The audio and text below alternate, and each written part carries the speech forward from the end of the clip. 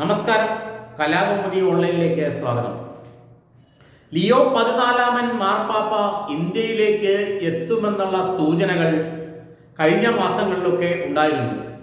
പുതിയ മാർപ്പാപ്പ 2026 ഇന്ത്യയിൽ സന്ദർശനം നടത്തുമെന്നാണ് കേന്ദ്ര സർക്കാരുമായി അടുത്ത വൃത്തങ്ങളും സൂചിപ്പിച്ചിരുന്നത്. BJP സർക്കാർ മാർപ്പാപ്പ ഇന്ത്യ സന്ദർശിക്കുന്നതിൽ എതിർപ്പ് പ്രകടിപ്പിക്കില്ലെന്നും നരേന്ദ്രമോദി അടക്കമുള്ള നേതാക്കൾ മാർപ്പാപ്പയെ സ്വാഗതം ചെയ്യുന്നുവെന്നുമാണ് നേരത്തെ തന്നെ വിവരങ്ങൾ കിട്ടിയിരുന്നത്. എന്നാൽ ഇപ്പോൾ അതിന് മാറ്റമുണ്ടാകുമെന്നുള്ള ഒരു സൂചനയാണ് ലഭിക്കുന്നത്. മാർപ്പാപ്പയുടെ ഇന്ത്യ സന്ദർശനത്തിന് കേന്ദ്ര സർക്കാർ അനുമതി നൽകിയേക്കില്ല എന്നുള്ള സൂചനകൾ ശക്തമാവുകയാണ്.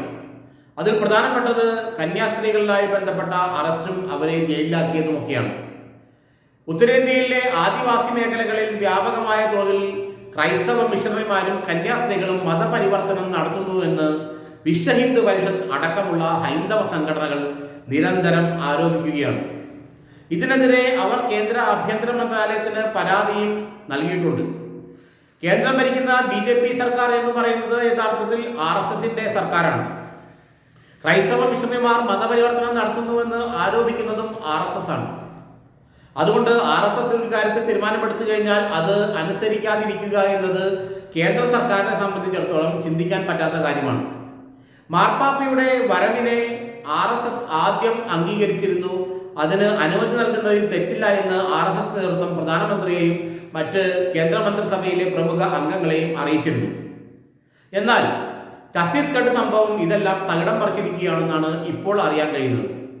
മാർപ്പാപ്പയുടെ സന്ദർശനത്തിന് ഇനി അനുമതി നൽകിയാൽ RSS കടുത്ത നിലപാടുമായി രംഗത്ത് വന്നേക്കുമെന്നുള്ള ഭീതി നരേന്ദ്രമോദിക്കും അമിത്ഷായ്ക്കും BJP നേതൃത്വത്തിനുമുണ്ട്.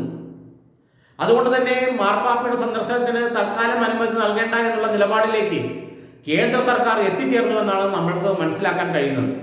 2026 ഇന്ത്യ സന്ദർശിക്കാൻ തയ്യാറെടുക്കുന്ന ലിയോ 14 മാർപ്പാപ്പയ്ക്ക് തൽക്കാലത്തേക്ക് ഒരു അനുമതി നൽകണ്ട ഈ വിഷയത്തിൽ എന്നാണ് ഇന്ന് BJPയുടെ നേതൃത്വത്തിന്റെ തീരുമാനം.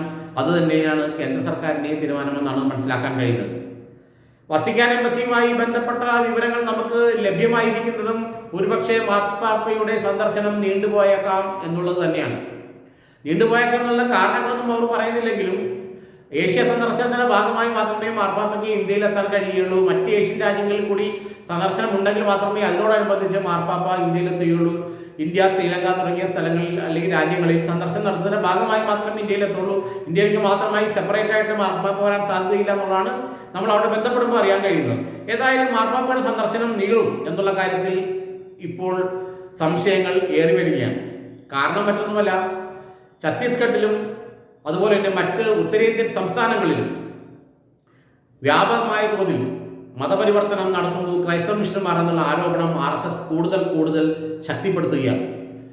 8200 ക്രൈസ്തവ മിഷണർമാർക്കെതിരെ കേസുകൾ എടുത്തിട്ടുണ്ടെന്നാണ് ഇപ്പോൾ നമുക്കറിയാൻ കഴിയുന്നത്. അതല്ല, 800 കേസുകൾ രജിസ്റ്റർ ചെയ്തിട്ടുള്ളൂ എന്ന് പറയുന്നവരുണ്ട്. പക്ഷെ ഒരു വർഷം മാത്രം ഏതാണ്ട് 1000-ലധികം കേസുകൾ ഈ ആദിവാസി മേഖലകളുമായി ബന്ധപ്പെട്ട് ക്രൈസ്തവ മിഷണറിമാർക്കെതിരെയും കന്യാസ്ത്രീകൾക്കെതിരെയും വിവിധ BJP സർക്കാരുകൾ എടുത്തിട്ടുണ്ട്. ഈ കേസുകളെല്ലാം ഇനി മാർപ്പാപ്പയുടെ സന്ദർശനമനുബന്ധിച്ച് ഇതിനെക്കുറിച്ചുള്ള ചർച്ചകളും വിവാദങ്ങളും പൊങ്ങി വരുമെന്നും അതുകൊണ്ട് ഇപ്പോൾ മാർപ്പാപ്പയുടെ സന്ദർശനത്തിന് അനുമതി കൊടുത്താൽ അത് കേന്ദ്ര സർക്കാരിന് തന്നെ വലിയ ബുദ്ധിമുട്ടായി തീരുമെന്നുള്ള ചർച്ചകളും സർക്കാരിൽ നടക്കുന്നുണ്ട്. ഏതായാലും 2026 നടക്കുമെന്ന് പ്രതീക്ഷിച്ചിരുന്ന ലിയോ 14 മാർപ്പാപ്പയുടെ സന്ദർശനം ഈ വിഷയങ്ങളെല്ലാം തുടർന്ന് നീട്ടി വയ്ക്കപ്പെടാനാണ് സാധ്യത എന്നാണ് നമ്മൾക്ക് അന്വേഷിച്ചപ്പോൾ അറിയാൻ കഴിയുന്നത്.